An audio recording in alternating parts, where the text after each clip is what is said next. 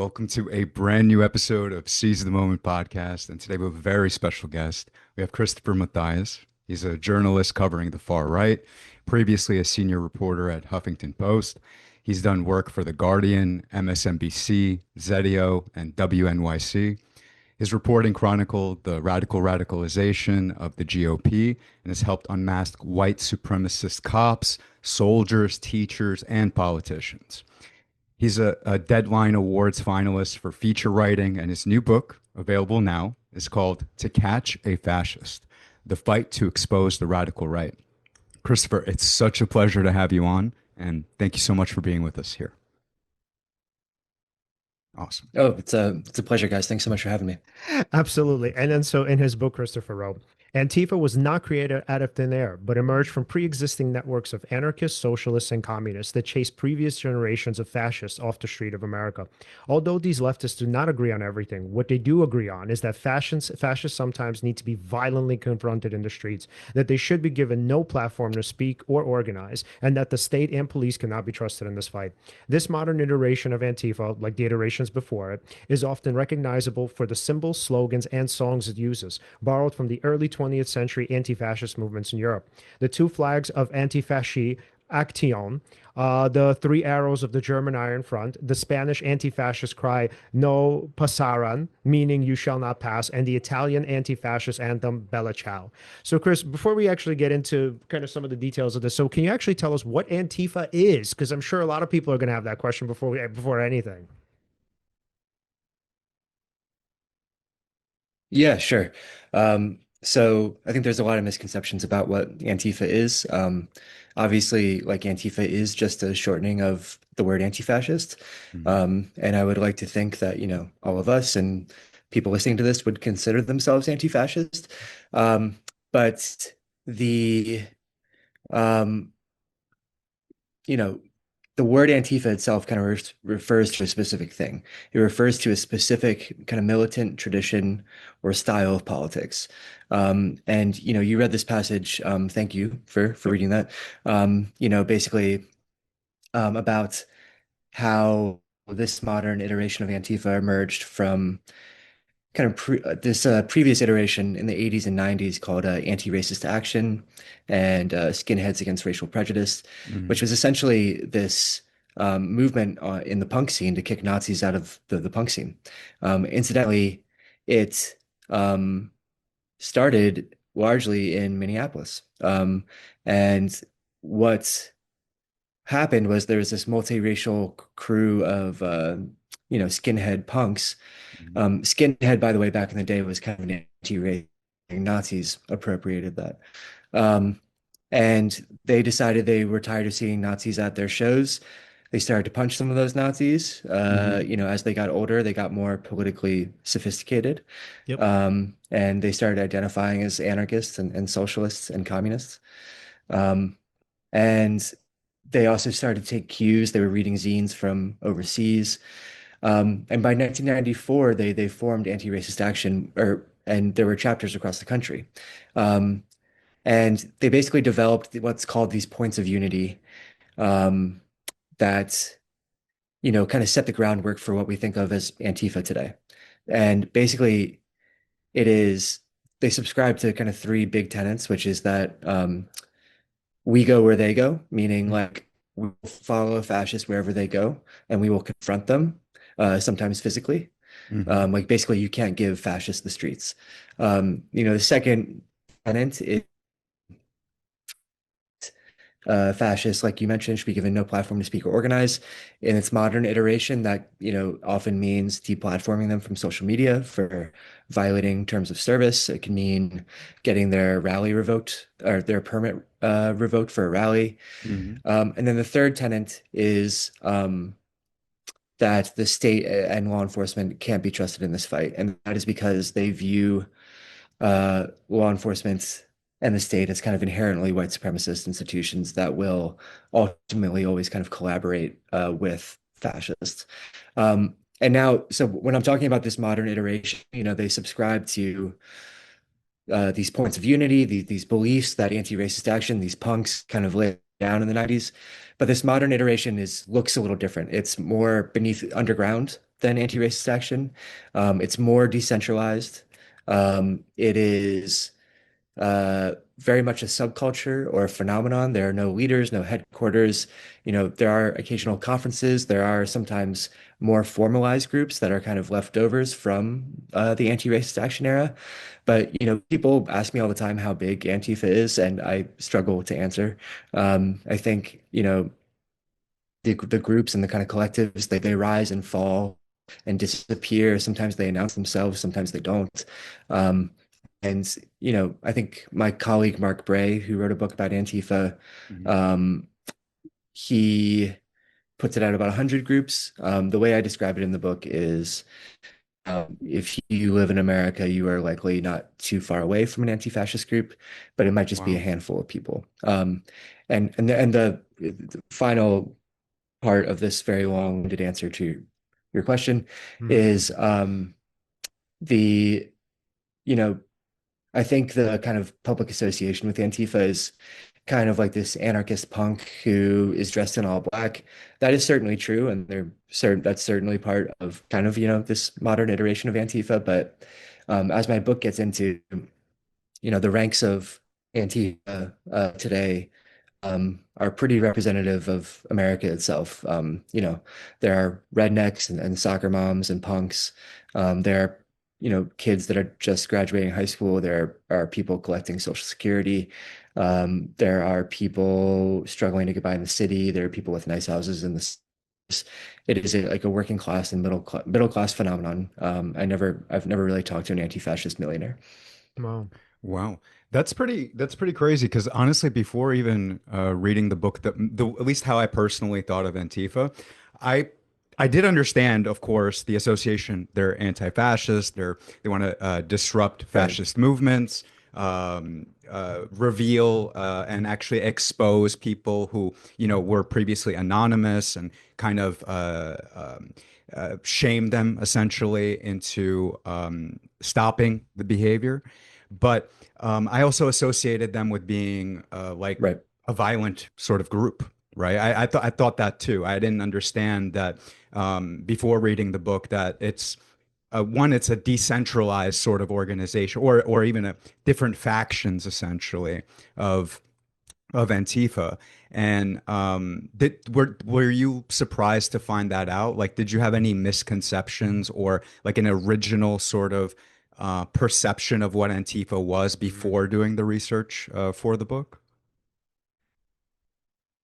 I think I my first kind of interaction with Antifa wasn't until 2017, which I think is the first time that most Americans learned what Antifa was, Hmm. um, which generally was just them punching people in the face.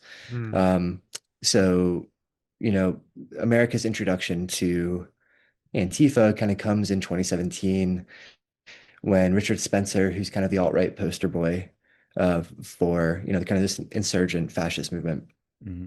uh, he's giving an interview to the Australian Broadcasting Corporation outside Trump's inauguration. And he's explaining the Pepe the Frog pin on his suit lapel. Hmm. Um, and he's in town to celebrate Trump's inauguration, and then all of a sudden you see this dude with a black mask over his face just rush into frame and fucking, excuse my language, sock No, him it's in the universe. okay, cool, Yeah. sock him in the head. And of course this goes viral. There's a bunch of other kind of confrontations, where um, like Berkeley, California, where Milo Yiannopoulos, kind of this bigot who writes for Breitbart at the time, is trying to speak on campus, and he's threatening to out undocumented students and transgender students. So kind of there's a big counter protest, and Antifa shows up and maybe does some stuff, throw some punches, light some fires. Hmm. Um, Later there's Charlottesville, which I think we'll get into in a bit. Hmm. Hmm. But and then there's other confrontations in Gainesville, Florida, and Atlantic Michigan. And basically, what happens is, um, and all of these incidents, there are viral videos of Antifa punching people, punching Nazis. And then there's 1,000 explainers in the media about what is Antifa. Um, and, you know, by the end of the year, every American knows what Antifa is. Webster Dictionary adds it to its dictionary. Oxford Dictionary shortlists it for word of the year. But there's this association, and I had this association too, where I just thought it was these like fire-breathing radical militants, you know. Mm, But then, when after I started to, it became my job to investigate the alt-right and to unmask the alt-right. And I realized pretty quickly that Antifa was doing that work better than anyone. Mm, And actually, for the most part, intelligence gathering, reporting, research, espionage, that represented the vast majority of the work Antifa was doing. And when I started to talk to actual anti-fascists, I wasn't finding like these fire-breathing radicals. Like I said, for the most part, they were like incredibly sweet, sensitive people who mm. were oftentimes sitting behind computers. Oh, wow. wow. So, Do you mind if I ask something? So, in regards to Charlottesville and what you saw there, Sure. what you described that as a like a turning point in your book. Mhm. What did you see there that fundamentally changed how you understood America? Yeah, I think I like to tell people that I think if you were in Charlottesville on August 12th, 2017, whether you were a journalist or a Nazi or an anti-fascist or a police officer or whatever, your life was kind of irrevocably altered after that day. mm, And for me, I think I probably was still living with some illusions that something like what I saw in Charlottesville belonged to a bygone era, that it wasn't possible this day and age. Um, and, you know, um, and I think the other thing that was really shocking for me and alarming and ultimately radicalizing Hmm. um, was the degree to which Charlottesville was also a Trump rally. mm, You kind of have to remember that um, you know, Trump's rise to power corresponded with this explosion in secretive masked white supremacist groups. Um, and the way I keep describing it is it's as if these groups were trying to resurrect the Ku Klux Klan's invisible empire for the digital age. mm, They were like hiding behind usernames and avatars online to push out vile propaganda. They were organizing on private servers and developing new groups with names like Vanguard America and Identity Europa and um, so many others. Um, and they in Charlottesville, they felt they were there to celebrate Trump's rise to power, and they were feeling emboldened, and they briefly felt like they could go mask off in public. mm, Um, and they also, felt responsible for Trump. They felt that their propaganda had propelled him in office. They like to say that they memed Trump into the White House. Hmm. So they were having a party. Um, and, I also think like, I had not been covering the far right too long at that point, but to see kind of like the seething contempt that they had on their faces for people opposing them, for the residents of Charlottesville, for journalists, was shocking. And then of course, I think there are kind of uh, two of the moments that live the largest, probably in the public memory of Charlottesville, are first the beat of DeAndre Harris, mm, Yeah. who was a black counter protester, um, who basically he was following a group of Nazis that were leaving the rally, and an altercation started. It spilled into a parking lot, and it ended with five, Nazis uh, beating him with poles and other weapons as he kind of laid prone on the parking garage floor. I happened to be there, and I ran towards DeAndre, but as I did, a Nazi started to pull a gun out, and I Wow. looked to my left, and all of a sudden I was staring down the barrel of a weapon. Wow. Um, and then, the second, uh, obviously most infamous thing that happened was uh, a Nazi named James Alex Fields driving his car into a group of counter protesters and killing Heather Heyer, 32-year-old Wow. Hmm. waitress and paralegal. Um, and I wasn't there for that attack, but I was there in the immediate aftermath. And interviewing some of the people there, still wants to makes me want to cry. Mm. So I think, it was a very, um, I think I left Charlottesville kind of shaken. And I think I also didn't appreciate until I got home, the degree to which, um, what happened in Charlottesville was being talked about around the world, that like it was, signified this political emergency happening in the United States. Yeah, Mm. wow. Yeah, and I think a lot of people listening to this would ask, okay, you have these kind of extreme groups, but based on what you're telling us is that essentially when it comes to Antifa, that probably the extreme, I mean, well, you say this more so in your book, that the extreme form of it is more so represented on a smaller scale, meaning for the most part we don't get violence, right? We have people who are pretty kind, compassionate, etc., right? So there are definitely going to be people who would say, well, wouldn't that necessarily be true on both ends, right? So you would have somebody, and I'm going to kind of butcher this because I'm not exactly sure that he means this to this extent, but I'm just going to say it. So you have somebody like, let's say, Michael Shermer, somebody Sure. who's been on our show multiple times. And so Michael Shermer would say, so he has a book called Hmm. Give the Devil His Due, right? So Shermer would argue, okay, look, the Uh, best sort of way to defeat these ideas is on the platform, right? So to do it publicly, to get them out there, essentially they're pretty much sanitized, like I guess like bacteria or like germs, right? It's in the air and it becomes kind of sanitized and extinguished, right? So it seems like you're kind of heading in another direction. You're saying, well, hmm platforming these people would be dangerous. Whereas again, this hmm other group would say actually platforming them is probably our best bet because their ideas are so absurd that it's so inevitable that if you have somebody on the other end debating them, they're going to pretty much be extinguished that way, kind of more naturally, so to speak. So why would you disagree with that? Yeah, great question. I think what you're kind of gesturing at is kind of this idea of the marketplace of ideas, Yes. right? Yeah. So, um, I think if that were true, and the marketplace of ideas worked like that, Mm. then these ideas wouldn't exist or survive as well as they have. I think the other thing is, and you hear this, it's kind of an anti-fascist slogan at this point, which is that fascism isn't to be debated, it is to be destroyed.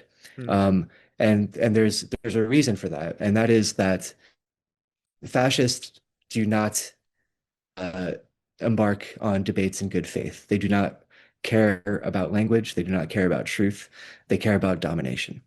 Mm. And so, I think Jean-Paul Sartre, like back in the day when he, in his kind of one of his famous essays about anti-Semitism, talked about this. It's like we have to care about language. The anti-Semites don't. mm, It's like that's our burden. They don't they can say whatever they want because they don't care about language. They care about controlling and manipulating and dominating their opponents. Um, and so I think that's why this kind of anti-fascist position of no deplatforming or no platforming, um, that's why they make that argument. I think the other thing that they would say, and that I would agree with, is that fascism, white nationalism, these are inherently violent ideologies. They are actively calling for the expulsion of non-white people from this country. It is a, kind of on its face violent ideology. The analogy I draw in the book is, uh, let's say you're in a bar and a guy walks in throwing up a Nazi salute and shouting racial slurs. Mm. Um, I think most people in that situation would recognize that that guy poses a threat.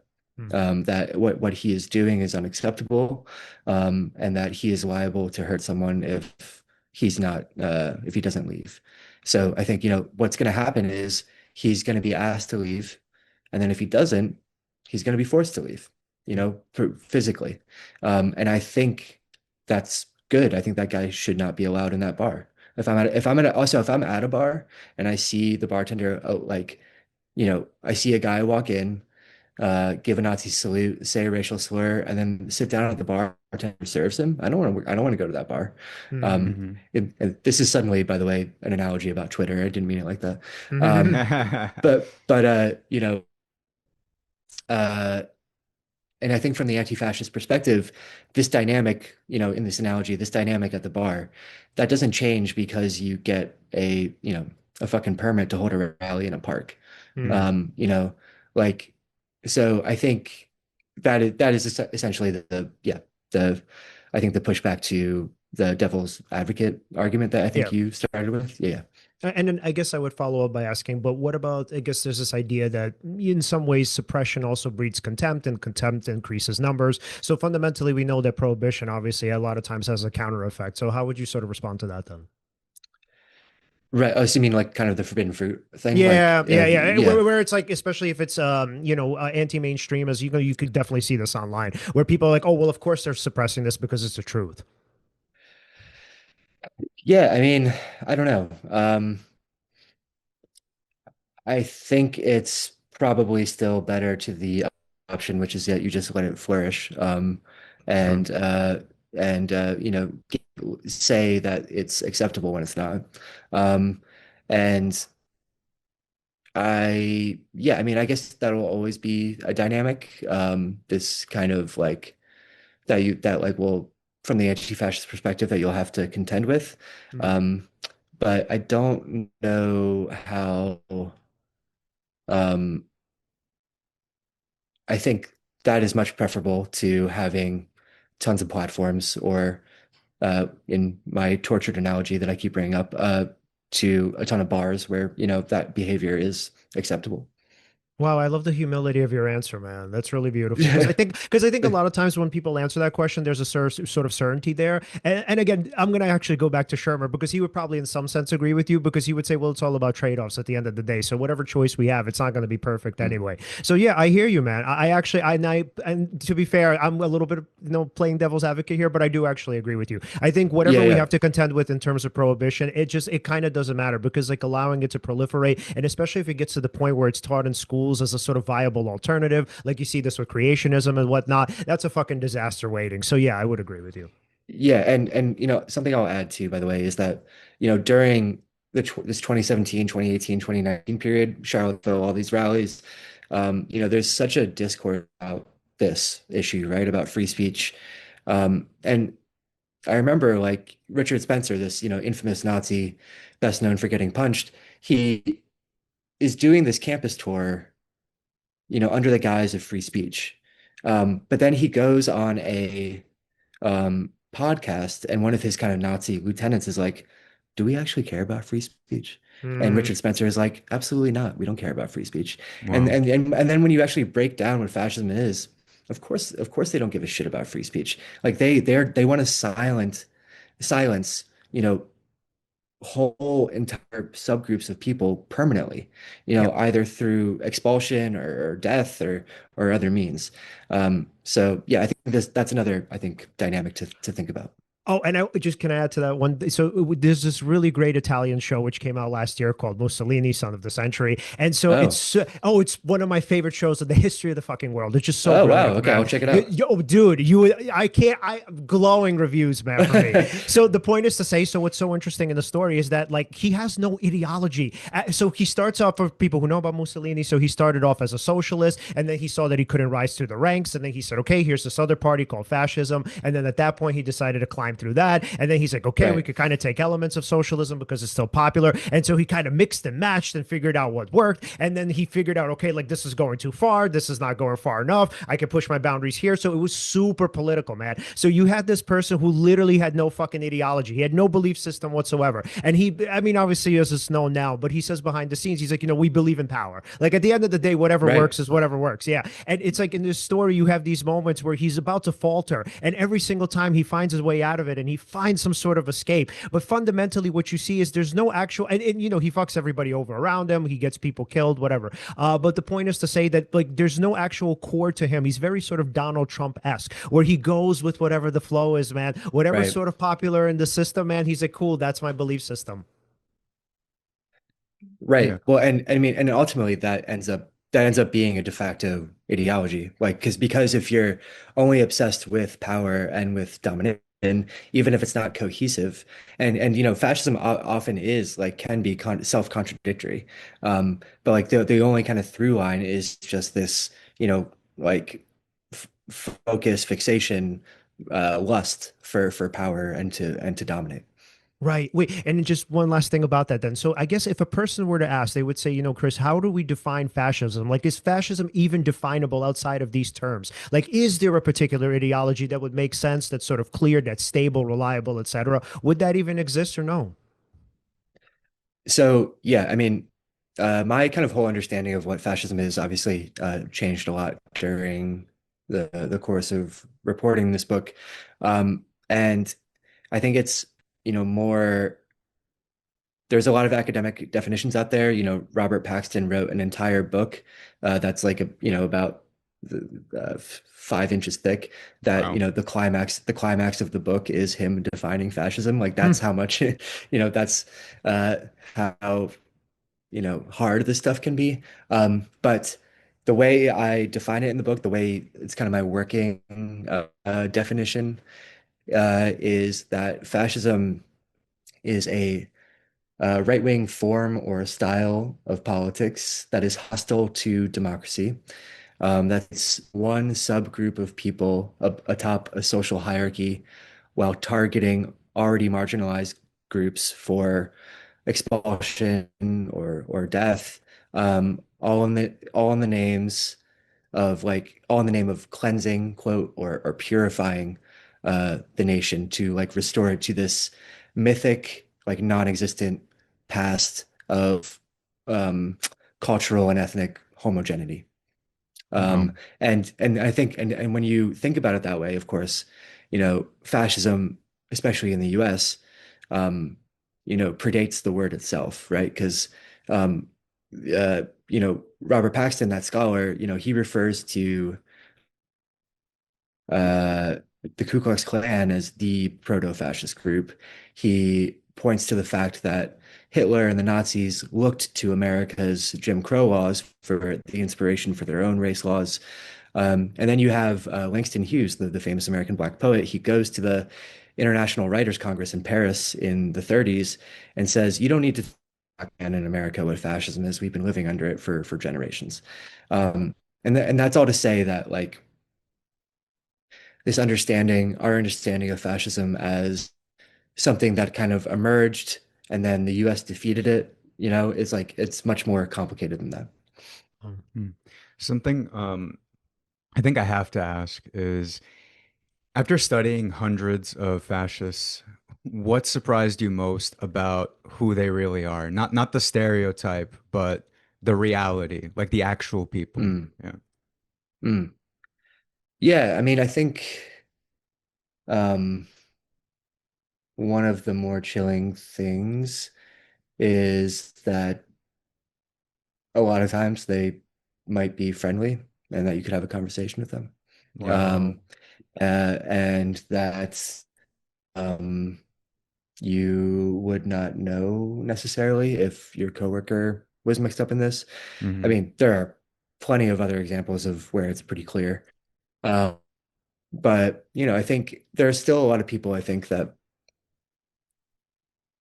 have this misconception, or especially 10 years ago, had this misconception of or the stereotypes, like you just put it, of neo-Nazi skinheads, or kind of like, like hicks or rednecks in the KKK. Um, uh, that's never been true.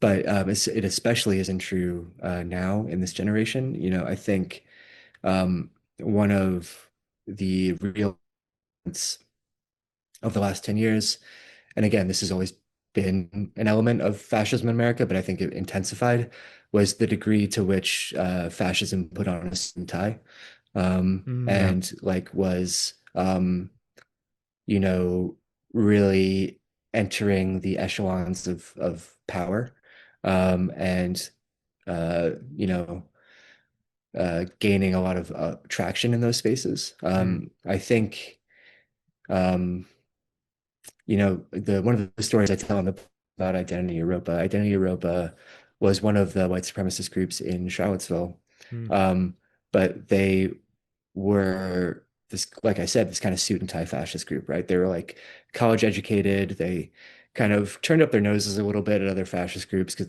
they thought they were the smart ones.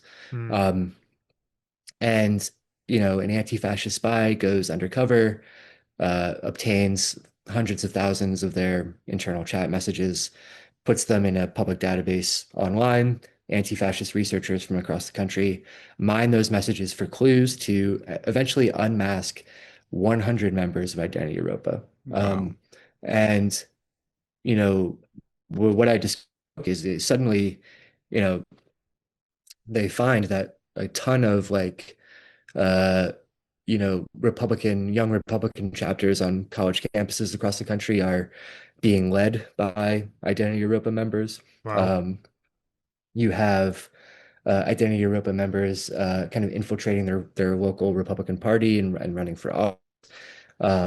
You there was there's one dude who was actually on the executive. He was like an old dude. He's probably in his 80s, which, Identity Europa is like mostly 20s, 30s, 40s.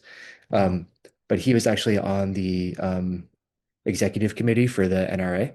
Mm, Um, and then, there was someone else that was working as a very high up engineer at Boeing. You had someone that was um, I believe, an engineer at Google. mm, You had, you know,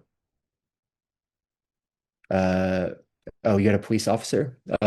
There was this is actually a story that I ended up breaking Mm. based off anti-fascist research, but Richard Spencer's security guard in Charlottesville, after he left Charlottesville, he drove back to Woburn, Massachusetts, and went back to his job as a cop. wow. And Wow. he was, which is just such a chilling thing to think about. So again, another long-winded answer to your question that maybe didn't answer it. But I think, what's chilling is the degree to which um, uh, they could be your next door neighbor.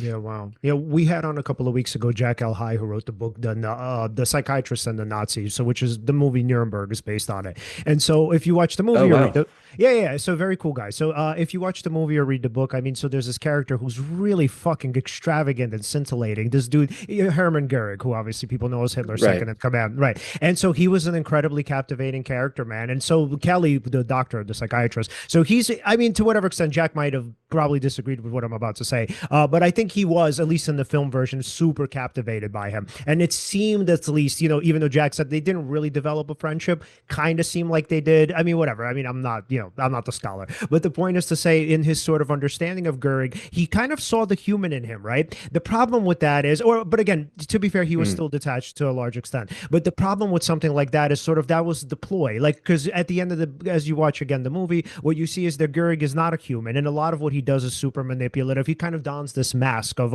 civility, right? And this mask of like, let's say mm, propriety, friendliness, etc. So what's so scary about that is it's not even just, I think this is why I'm really mentioning this, that it's not even necessarily just like regular people who get taken in by it, whatever, let's say the layperson, right? You can also have somebody like a Dr. Kelly. And honestly, I would have probably, it's to whatever extent, I would have found somebody like that super interesting too, because here's this like, highbrow intellectual. He has so hmm much to offer in terms of just like political strategy, political, geopolitical insight insights. He's interesting in other areas. He understands biology, etc. Which is outside of the eugenics realm. But the point is to say that for people who are even of a kind of let's say, I don't know, who have these sort of like higher level interests, all of us can to whatever extent be taken in by it. And you see this, and I'm not necessarily excusing this. You even see this with Noam Chomsky and his relationship with Jeffrey Epstein. And so what I'm ultimately saying is that's what I think is so fucking scary about all of this, is that we can't really just point at these people a lot of times, especially if it's not outward, right? And say like, well, these are the monsters and these are the people who are kind of so distinct and different. A lot of the times, man, like not only are they like us in, whatever sphere or status or realm or whatnot, but on top of that, so there's a sort of a charm about them, man, that it doesn't matter how smart you are. And what's up? No, no, no. Finish that thought. I Yeah. just have the connecting thing. Okay, so and it sort of doesn't matter how smart you are because all of us can be lured by it. So and just Mhm. to be clear, I'm not excusing Chomsky because that's probably a whole other issue. But it's just Yeah. so interesting that we can watch that movie and be like, "Damn, man, I can see why Kelly either whatever liked him, found him. I don't want to say endearing. I don't know what the right term is, but at least found him interesting, right? Because like for a lot of these people, again, man, they're not standoffish. And Right. an interesting thing. So you mentioned essentially hiding behind a mask, right? And then in your book, there's this motif constantly, like the word mask shows Mm. up, and Right. I Right. see that there's masking and then there's unmasking, right? Via Hmm. exposure, like how you like with Identity Europa and the person who infiltrated there. And I think that's probably the most effective technique, right? In terms of how to break apart these groups, right? Because, for example, you mentioned Chomsky. Hmm. Now, when you think of Hmm. Chomsky, are you thinking of the Yeah, Nobel Prize winner, or are you right. thinking, holy shit, I don't know Epstein. what to think Yeah, anymore? Epstein. You're No. thinking Yeah. a little bit Yeah. of Epstein. Right. Yeah. Right. Yeah. Exactly. And maybe, Right. I don't know the full story, but isn't that interesting? Now that we know that detail Yeah. about him, now it puts distance between how Right. Right. if Right. you revered him before, maybe you don't Yeah, anymore. and if it was revealed probably 10, 20 years ago, man, he would have lost his career. Yeah. Yeah, and then in that Oh yeah. regard, Totally. Yeah. yeah, yeah, and in that regard, in your book, you also talk about a group called Patriot Front. Hmm. I wanted to ask, one, what is Patriot Front, and who was Vincent? Yeah. Yeah. Totally. Um, so Patriot Front is a neo-Nazi group that kind of grew out of the ashes of Charlottesville. So basically, the James Alex Fields, the guy who drove his car into counter protesters who killed Heather Heyer, he wore and he afterwards, Vanguard America knew that this was a bad look for them. Hmm. Um, and shit, guys, can you hear me still? Yes. Oh yeah, we can Yeah, hear you're you. good. There was a little lag, Yeah, but okay. you're Sorry, I thought I coming through lost you for a sec. perfectly. Okay. Yep. Okay. Yeah, yeah. Okay, great. Sorry. So afterwards, Vanguard America knows that this is a bad look for them to have the guy that committed murder among their ranks or wearing their uniform, even if privately they like what he did, you know. And so they decide to rebrand. And this guy, Thomas Rousseau, who's in his early 20s, he always wears a cowboy hat. He lives in Texas. He decides to rebrand the group as Patriot Front. And Patriot Front kind of disguises its what I would say is straight up neo-Nazism in kind of it's a red, blue, and white rebrand Mm. of straight up neo-Nazism. Hmm. Um, and they are best known for um, their kind of flash mob style marches, where they will turn up to a city in the back of U-Haul trucks. And they do this so as to go undetected by police officers or by anti-fascists. And then they get to a place, and then, maybe 100, 200 of them will pile out of the back of these trucks, get into formation, go on a march. Thomas Rousseau will give a speech. It's all very dramatic. And for propaganda, they have like light flares and flags and drums. And there's been, some moments where they've committed some violence. And then the other big thing that they're known for is vandalism and hate crimes. So they will, under the cover of darkness, deface queer and Black Lives Matter murals and have been on a kind of campaign to do this for um, the last 7, 8 years. Hmm. Um, and it is a lot of the mass secretive Nazi white supremacist groups collapsed Charlottesville, I would argue, largely through anti-fascist work. But Patriot Front managed to stick around and has kind of become this, um, you know, uh, a lot of people go through Patriot Front. They might stay for a while, or they might go on to other um, kind of fascist formations, like active clubs, which is kind of like, um, you know, these like Nazi communities based around MMA fighting. Hmm. Um, but Interesting. basically, in about 2020, um, uh, my main character, a guy named Vincent, um, he had been doing anti-fascist work for a few years. He'd been monitoring the Proud Boys and Patriot Prayer in the Pacific Northwest, following them around at rallies, getting photos of their faces, doing research to identify who was in those groups. Um, After the January 6th attack on the Capitol, the Proud Boys are kind of in disarray. They're not very active. Vincent decides to kind of shift his attention, and he starts shifting his attention towards Patriot Front, and in particular because he sees Patriot Front propaganda and kind of hate crimes in his city in Seattle, Hmm. or like in the Washington State area, um, and he eventually decides to go undercover. I should mention, by the way, as a bit of profiling or table setting, that Vincent is from a conservative family in a rural part of the country. He was Hmm. not always like a radical leftist. He was actually very Christian and very religious, but kind of became disillusioned with the church, and namely the church's kind of fixation on culture war issues Hmm. instead of like feeding the poor and so on and so forth.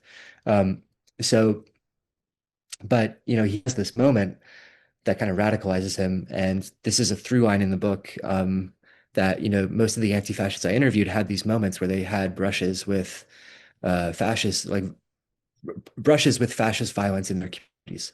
Hmm. For Vincent, he's waiting for a train one day in Portland, Oregon, um, and he gets on the train. He's on his way to a friend's place, doesn't think about it, and then reads the news that night, and white supremacist on a train in Portland that day had started harassing and haranguing Black Muslims on the train, teenage Hmm. girls. Three guys stood up to protect the two girls, and this white supremacist, his name was Jeremy Christian, sliced their necks open with a knife, and two of them died. Hmm. And Vincent realized um, that he had narrowly missed taking that train. He was a minute away from taking that train. Hmm. And that basically, like, had he been on that train, he undoubtedly would have been one of the dudes to step up. He's a bigger guy. Hmm. Um, and that could have been him. And then he starts to see and read about all of these really vicious hate crimes taking place in the Pacific Northwest. And it feels like it's just getting closer and closer to him, that like it's a threatening people he knows and loves. Hmm. So this is, by the way, what radicalizes him into anti-fascist work. There's a lot of similar stories like this in the book. One anti-fascist I talked to, was consoling a friend who lost a loved one in the El Paso Walmart massacre, Hmm. which you might remember was a white supremacist killed, I think 22 people in like one of the biggest, anti-Latino hate Hmm. crimes in American history. Hmm. Um, but at any rate, Vincent goes into Patriot Front. Um, Unlike other groups, Patriot Front requires participation. So, like, you have to go to meetings, you have to take part in missions, you have to put up Patriot Front propaganda, you have to go on hikes.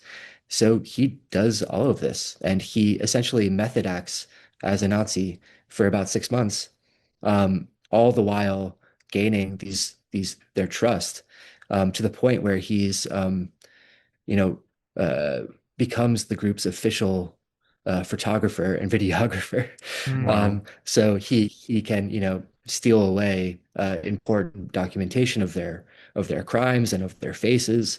Um, and I should say, by the way, Patriot Front is a very anonymous organization. They are Mm. encouraged not to know each other's real names. They all use pseudonyms. Mhm. Um, you know, they're very secretive. Um, and what Vincent ends up doing is remarkable. Um, you know, uh, well, he ends up stealing away hundreds of thousands of their internal messages Mm. that ultimately unmask about 80 members of the group. Um, and he also, tips off anti-fascists across the country to Patriot Front plans. Maybe some Patriot Front cars get vandalized or their tires get slashed, their windshields get broken. Um, and there's just a lot of other drama. And it's kind of a remarkable story of, I think in the public imagination, the way Americans think of spies going into white supremacist groups Mm. is through law enforcement, right? Like law Mm. enforcement going undercover. Mm. But this is, you know, these are anti-fascists and they do not believe in working with law enforcement. So this is something that they're just doing all on their own, and they see it as like a organic grassroots form of self-defense. Right. Mm. Right. And there's an equivalence, as I'm sure you've heard a million times already. So there's an equivalence between the far left and the far right, where people would say, well, of course, there are extremes in any society or any scenario. So fundamentally, you have like people who are moderate Republicans, moderate Democrats. Like fundamentally, that's more or less, one could argue like sustainable, or that's probably something that you should try to be a part of. So how would you sort of respond to somebody who says, well, like, yeah, well, every sort of political party has their extremes?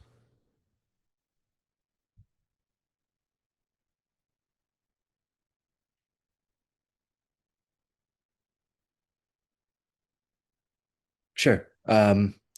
So I would argue that, from the military anti-fascist perspective, they do not see politics necessarily as this thing where there's like a golden center, they very much see it as um, that there is not an equivalency between extremes on the right and extremes on the left. Mhm. Nor and they might altogether kind of reject the terminology of extreme. And I think for uh, just in terms of violence, the violence that the far right has committed over the past few decades is just, above and beyond anything kind of the farthest left has committed. Um, and there's also a difference in the style of violence that, they commit. I think, for the most part, left-wing violence and what I'm talking about in the book is non-fatal. It's rare. It's, maybe more aimed at property than people. Mm. Whereas, the violence we've seen by the right, is targeting people based on their skin color and their religious belief and so on and so forth. Um, and I think what you have to remember that anti-fascists, for the most part, are people that identify as anarchists and socialists and communists. So they are really thinking, I think, about this from an anti-capitalist perspective. So they see politics very much as, a uh, kind of a working class versus those hoarding all the wealth. And that is the kind of dynamics of politics, of their politics. So uh, I think there's often a tendency, and I think kind of mainstream Democrats and liberals in particular are often a little dismissive of Antifa, or will say that Antifa doesn't exist. Mm. Um, and you know, which is a interesting dynamic. Hmm, Mm. interesting. So, okay, just can I follow up? Okay. So, and then the next question would be, okay, so let's say we kind of differentiated between these two forms. let's say for lack of a better term, on the extreme, right? But you've also made the point that a lot of these Mm. groups have pretty much infiltrated Republican, let's say groups, parties, affiliations or affiliates, right? So then, because here's the thing, I also, to whatever extent that's possible, I do want to be kind of fair to conservatives, again, to whatever extent that's possible. So, the question is going to be, okay, now that they are heavily infiltrated, right? Especially these more sort of like college-based or college campus-based organizations. How do we then differentiate between, okay, this person is a fascist and this person is literally just a conservative? I think that's $1 million question right now. I think, someone tried to kind of trip me up on this the other day in an interview where, I've been upfront about the fact over the years that I believe that Trump and kind of the MAGA movement writ large, um, is fascist. Um, that I think like we should use that word because that's how alarming uh, it is. Um, so, I was in this interview and then this guy was like, so are you calling, however many millions of Americans fascists? And, I kind of stumbled on my response because, I thought about like all the people I grew up with in like central Pennsylvania that are obviously Trump supporters now. And, you know, it feels weird to call them that. Um, and I think mostly I've reserved the label for people who are very active in conservative politics and, agitating for stuff. But maybe at a certain point we do have to use that label. Um, and I will say that like, the transformation, the radicalization of the Republican Party, of American conservatism into Trumpism, into MAGA fascism, I think is pretty complete. I don't see really any sunlight. I really don't see kind of your Mitt Romneys or Lincoln Projects or Bulwark types, really having a demographic in the Republican Party anymore. It is very much, I think, a party that has been given over to a project of, like we talked about at the top, of domination, Mhm. and of you know, kind of consolidating power among white Americans. It's kind of you know, the Southern strategy reaching its final moment. Um, and uh, so yeah, I mean, I don't have a great answer for that. I will say, um, I probably reserve the label for people that are very active in politics, but obviously, if you are a Trump supporter at this point, I do think you are mixed up in a fascist movement. Yes. I actually love your answer. And the reason why I say that is because I think what you're basically saying, which I agree with, is at this point, sort of the desire, the underlying desire from conservatives to create or reestablish a theocracy. Not obviously a theocracy in America, but to create a theocracy here, reestablish one in terms of like, Western civilization.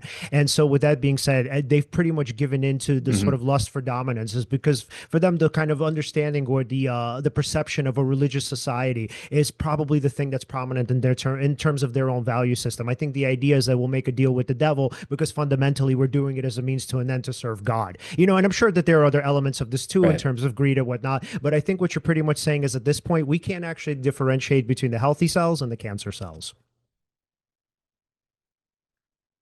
Yeah. Yeah. I mean, I find it hard to tell, and I think like that's in a sense the story of my book, right? Is like the story of my book is about anti-fascist doxing. It is about unmasking as a tactic, and as unmasking as a tactic only works if people are scared to wear masks and there's repercussions for being identified. But we're in this mask off fascist moment now.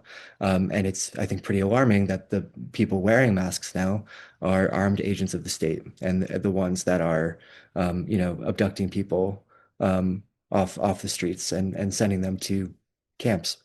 Mhm. So that I think it's essentially, um, we are far past the time. where we need to start using the scariest words in our language.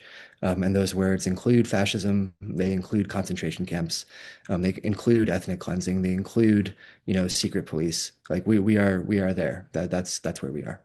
Wow.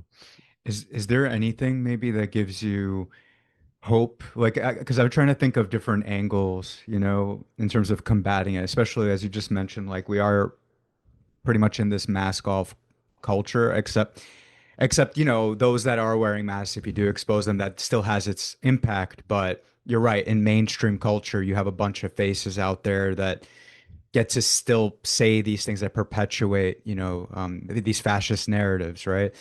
Do you think it's like something that is a matter of virality, like in terms of like the internet's so huge, right? And I know that for extremism, it's been very helpful to extremists, but I also wonder if there's any way in terms of getting other kinds of ideas out there, some of the, like the ones that are reflecting the angels of our better nature, so to Mm. speak. Do you think there's any hope from that other side or that other angle? Yeah, definitely. Yeah. I keep thinking about and sorry, you broke up a little bit there, but I think I heard most of the question. Mhm. Um, the uh, one of the more heartening things I think of the last few weeks has been seeing the uprising in Minneapolis. And this is where you are seeing everyday people putting their bodies on on the line for their neighbors. It is a also a realization that I think kind of, gives credence to um, an axiom you hear a lot on the left, which is this idea of we protect us, right? And Mhm. Hmm. and we protect us means that you cannot rely on the institutions that are meant to protect you, law enforcement, government, um, that you have to defend your community yourselves. And that's exactly what we are seeing in Minneapolis, where everyday people from all walks of life are you know, are seeing the terror of ethnic cleansing up front. They are seeing the terror of masked police abducting, uh, you know, the parents of children and sending them off to camps. And they decided that it was enough, and they are doing what anti-fascists were doing to Nazis in 2017, 2018, 2019. They are going where ICE goes. They are following them. They are monitoring them. They are surveying them. They are identifying them, unmasking Mm. them. They are pressuring venues and hotels and businesses not to, do business with ICE. And they are documenting in real time the terror of ICE, Mm. um, and showing it to the whole world. They're bearing witness to an incredible degree. And I keep thinking of um, the image of Liam Ramos, the 5-year-old that was Mhm. arrested and detained and sent off to a camp in Texas. I think a lot of Americans are seeing photos like that, finally realizing maybe like what is happening. Mm. And I think, like you said, appealing to the better angels of our nature, maybe what's happening in Minneapolis is a blueprint and a model for that. Mm. Wow, I love that. Okay, man, it's such a great endpoint too. Okay, Alan, final questions for Chris before we wrap up. Yes. If we wanted to follow you, follow your work, and of course buy the book, where can we do that? Yes. Thanks so much, guys. This is a really good conversation. Great questions. Sorry that my internet connection's terrible today. Ah, It's it's okay. okay. Um, Mhm. yeah, but you can, I write for The Guardian and MS Now and Zeteo and The Nation. But you can follow my work at Let's Go Mathias on Blue Sky. Same handle on Twitter or X, but I don't really post there anymore. Mhm. And you can buy my book, To Catch a Fascist: The Fight to Expose the Radical Right, wherever you buy books. Chris, thank you so much, man. Dude, this was literally one of my top five favorite ever podcast episode. For real. Oh, Yeah. this is so nice, guys. Thank you so much. This was great. Those Ab- were awesome questions. Absolutely, man. All right, we'll talk to you soon. Take care. All right, take care. Bye, guys. Bye. Bye. Bye. All right. Awesome. So, again, everyone, if you'd like to follow us, you can follow us at Seize the Moment Podcast on Facebook and on Instagram. On X, we're at Seize underscore podcast. Like, subscribe, hit the bell on YouTube. And again, thank you so much for watching and see you next time.